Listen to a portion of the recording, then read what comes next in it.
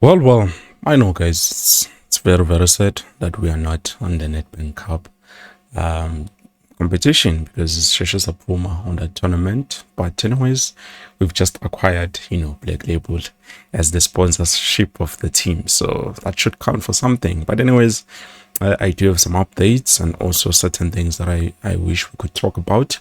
I will try to keep this video as short as possible. So yeah, well, let me just get straight into it. First things first, we do have Inacio Miguel, which by the way, Inacio Miguel, the reason why he's not on the squad of the people that traveled to Egypt is because Omchita is injured. Well, I don't know when he got injured, but he is injured. I've just received confirmation in terms of that. And then also a player like Aden Mccarthy, he's been a starter. He's been someone who was crucial to the team and making sure that we secure a lot of things. And so far, for me, I feel like he's had best games when it comes to CAF Confederation. Even the last game that he played, he had a good game. But unfortunately, he has been suspended. So this is why he's not going to be available or is not with the rest of the team. So he picked up 3 yellow cards or more than that, I believe. So that's why Simbona ngekho, which means he's gonna serve a 1-match suspension, and then after this one he will come back. I think after this game we're going to play against the Stellenbosch.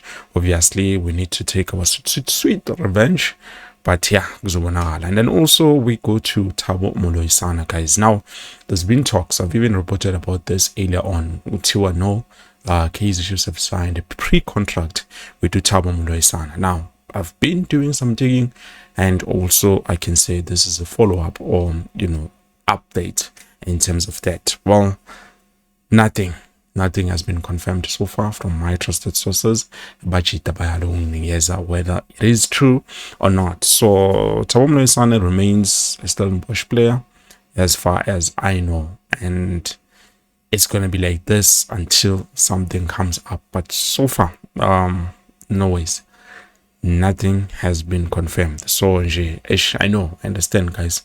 He's a good player, he's a quality player. I feel like we just want to sign anyone that is quality and bring them to national. And but at the end of the day, things are not just going to be as easy like that. Obviously, if we bring in a player like Thabo Moloisane, that means we are ready to let go of one defender at Kaizer Chiefs. And I'm still asking my question, who would that be? Because remember, we have Ruf Fosler, even though currently still nursing his injury.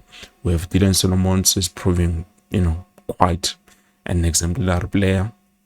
We have Abunyane. So, I don't know.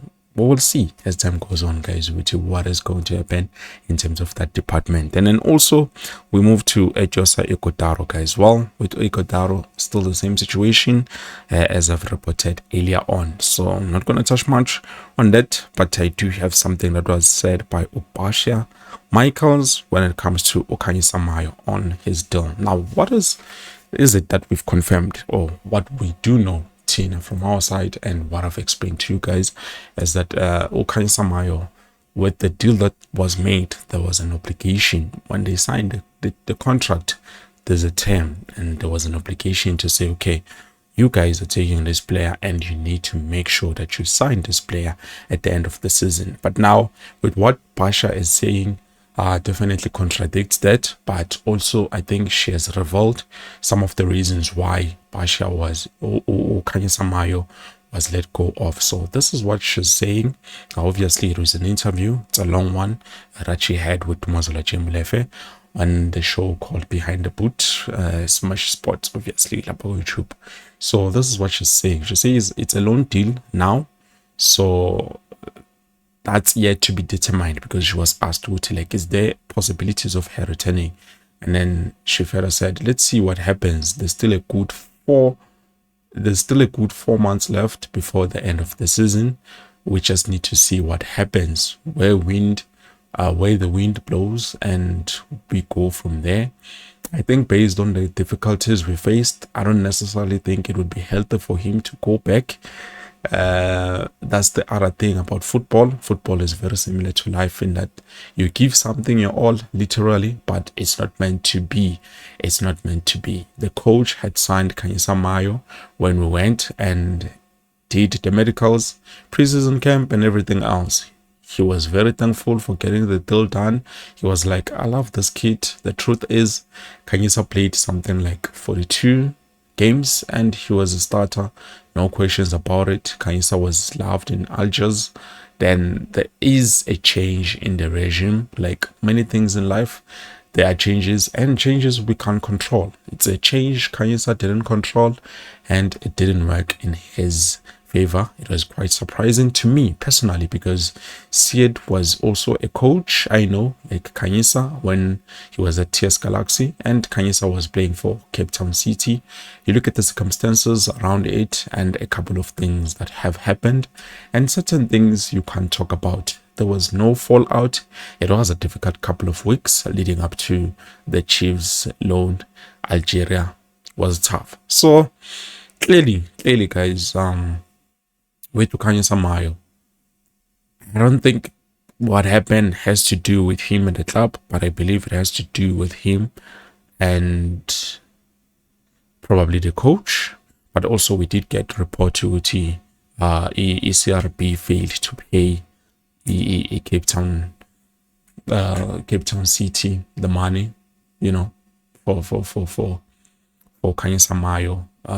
Like they were in errors, like imali abazange bakhona ukuyibhadala.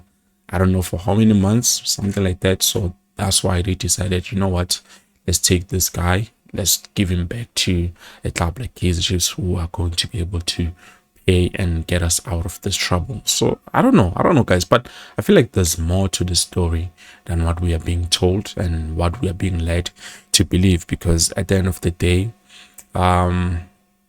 when they say there's an obligation to sign the player while he's played, Algeria was tough. Like you can sense the crypticness on those messages. But then, yeah, what can I say, guys? I'm hoping, for me, I'm hoping Uti Kaizer Mayo can have the best football with us, even though so far we have yet not accommodated him in that way, as I've said yesterday.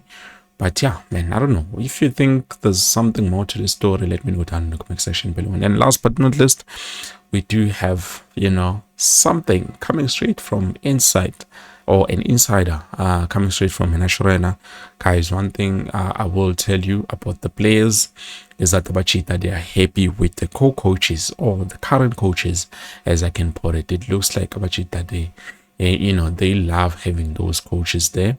I'm not saying anything bad about other coaches, but I'm saying with those particular coaches, Abachita, it seems like they are very fond of them.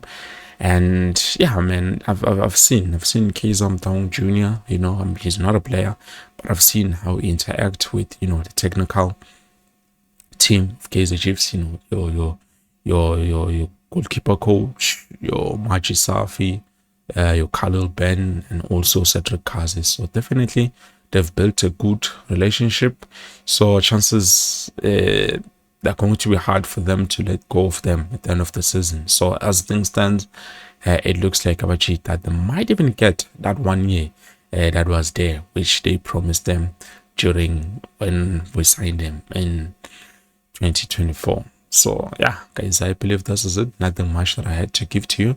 So hopefully when we play against the Zamalek, we will be able to win. Also remember, we do have Kaizer Shinga.